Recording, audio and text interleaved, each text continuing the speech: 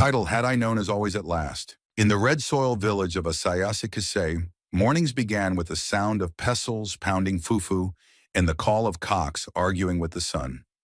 Life there moved at the pace of gossip carried by the wind and truths buried beneath smiles. It was in this village that Kweku Mensa learned early that love could be as gentle as river foam and as treacherous as the river's hidden stones. Kweku was known for his steady hands and honest eyes.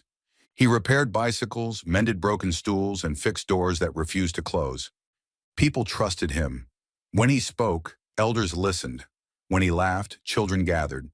But his heart belonged to one person alone, Ama Serwa, the potter's daughter whose laughter rang like clay bells, drying in the sun. Ama was grace-shaped into human form. Her pots held water cool even at noon, and her words held warmth even on cold evenings. When Kweku passed her shed, she would glance up, and their eyes would meet just long enough for the world to hold its breath. Nothing was said, yet everything was understood. Between them stood Ya Adu, Kweku's closest friend since boyhood. They had shared roasted corn, secrets, and scars earned from climbing mango trees too tall for their courage. Ya was clever, charming, and ambitious. Where Kweku was steady, Ya was swift. Where Kweku listened, Ya spoke. And for years that difference had been harmless. On the night of the Homawu festival, lanterns dotted the village like fallen stars. Drums beat stories into the earth, and feet answered with dust and joy. Kweku gathered his courage, folded neatly like a new cloth, and planned to speak to Ama after the final dance. But before he could, Ya clapped him on the shoulder. "Brother," Ya said, smiling wide, "tonight is long. Let us enjoy it. Tomorrow is also a day." Kweku nodded, though his chest tightened. Tomorrow always sounded safe. Later that night, as the moon climbed higher, Kweku searched for Ama. Her shed was quiet. He told himself she had gone home early.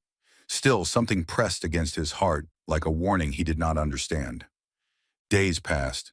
Whispers followed Kweku like stubborn flies. Ama grew distant, polite, careful, quiet. When Kweku greeted her, she smiled without her eyes. When he asked if something was wrong, she said nothing was. Silence, he learned, could lie better than words. Then came the news wrapped in celebration. Ama was promised. The village buzzed. The Potter's family had accepted cola nuts and schnapps.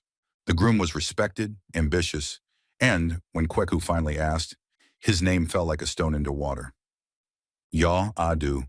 Kweku laughed at first, a dry, broken sound. "Ya, my Ya," he asked. "Yes," the elder replied. "Isn't it good? Two fine families."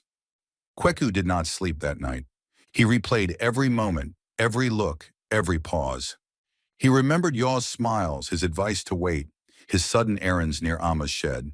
The pieces fit together too well. At dawn, Kweku went to Ama. She stood shaping clay, her hands steady, her eyes wet. "Why?" he asked quietly. She swallowed. "I thought you did not want me. You waited and waited." Ya spoke and he promised, he came. "Had I known," Kweku whispered. She closed her eyes. "Had I known too." The wedding was modest and bright. Kweku attended, as custom demanded. He smiled as pride required. Inside, something cracked. Ya avoided his gaze. Weeks turned into months. Kweku worked harder, spoke less. Trust, once a strong rope, frayed into thin threads. Then one evening, a traitor arrived shouting accusations. Money meant for a community project had vanished. Names were mentioned, evidence was shown, and the final name spoken was Kweku's. Shock swept the village. Kweku protested, elders questioned. Proof appeared, marks, signatures, witnesses, all pointed to him. Only one person could explain the details so precisely. Ya Adu. It was then the betrayal revealed itself, not with blood, but with truth sharp enough to cut. Ya had used Kweku's name, his trust, his quiet nature. He had taken love, then honor. When Ya was confronted, he broke. Tears fell, excuses rose. "I was afraid," he said, "of losing everything." The elders judged fairly. Ya was disgraced. The money recovered, apologies offered. But some things once broken do not return to their original shape. Amma came to Kweku's doorway at sunset weeks later. She did not speak of love. She did not ask for forgiveness. She only said, "If time could turn," Kweku smiled gently. "Time teaches by moving forward." She nodded, tears tracing the path of regret. Years later, Asas Kisi would tell the story to its children. That love must be spoken before silence speaks for you. That trust must be guarded even among friends. And that the phrase, "had I known," always arrives too late, carrying lessons heavier than regret. And in the quiet evenings, when the wind passed through repaired doors and mended stools, Kweku Mensa worked on, wiser, softer, and awake to the truth that some stabs are felt only after the wound has already changed you.